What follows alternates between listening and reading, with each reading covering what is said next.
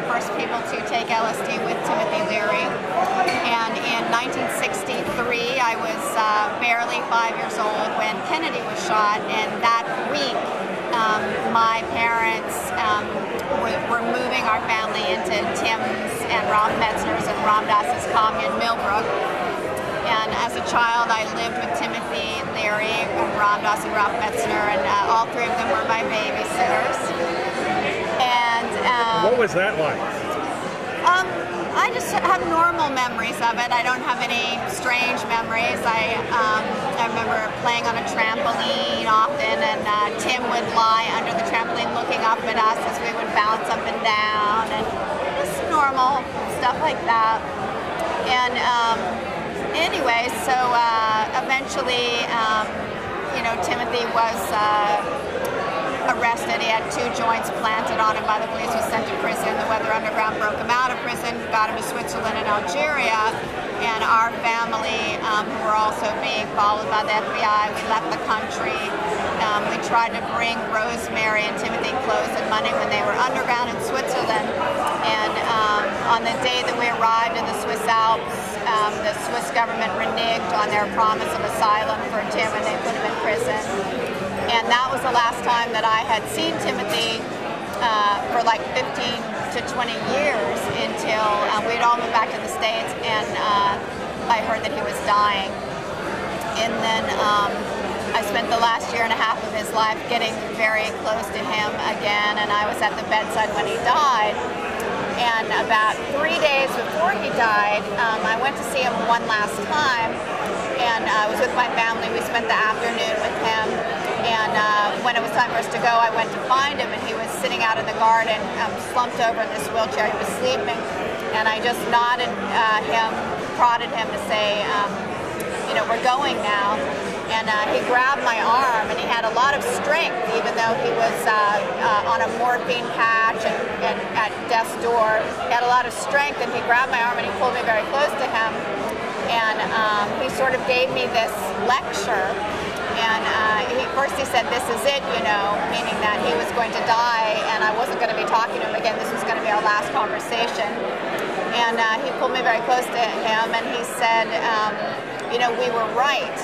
And all of those ideas that we believed in and all of that stuff that we were doing, we were right, and you need to go back. You need to track back to that dream that we were pursuing. It's the right dream. And then he pulled me really close to him, and his last words to me were, "Tune back in."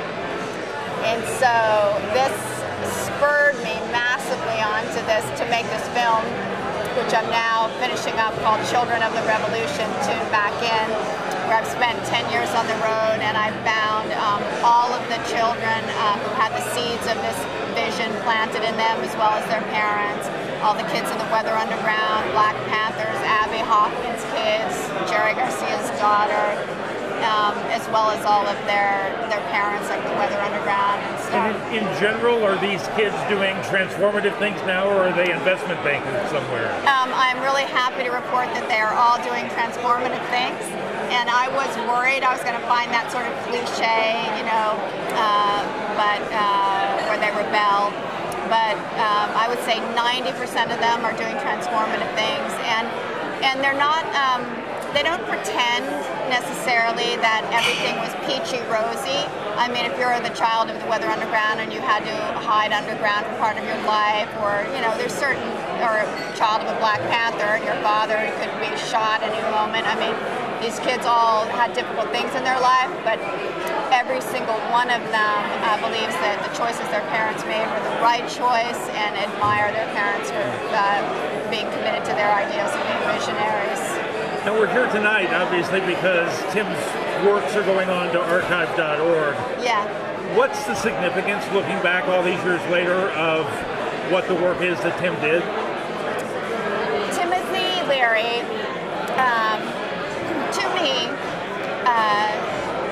is a hero, and I don't think that society has yet grasped the profound magnitude of what he did for us, and I don't know when they're going to grasp it, but I think it's coming. And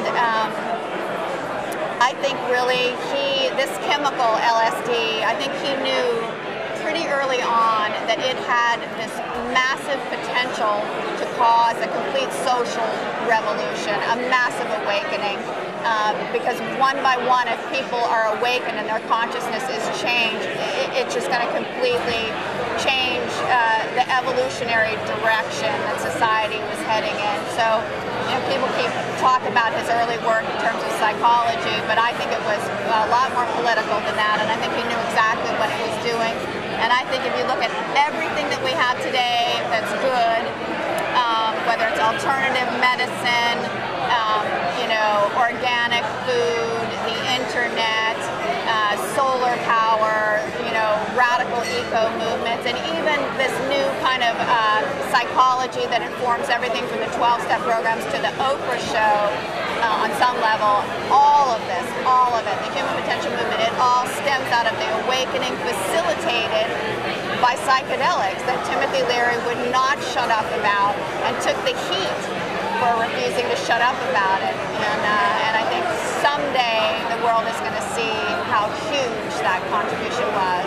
A young person today who may not know a lot about the history of Tim in the 60s, who encounters the archive, what can they hope to get out of it?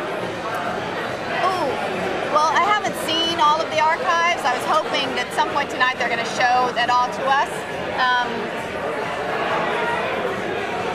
I hope that they get the profoundness and all the information out of it that they need. I think they'll need to read.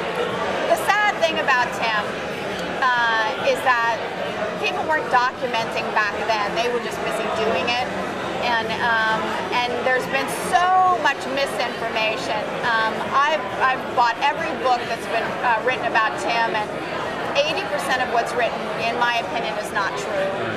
So wading through the misinformation is really going to be hard, and that's why, I hope when my film comes out, I know George DiCaprio, Leonardo DiCaprio's father, is going to be, has a film about Tim that he's working to get made that I think will be an honest, beautiful, speak about the truth. So, I don't know. They're going to have to really watch it because there's a lot of misinformation out there. Anything else you wanted to add I didn't ask you about?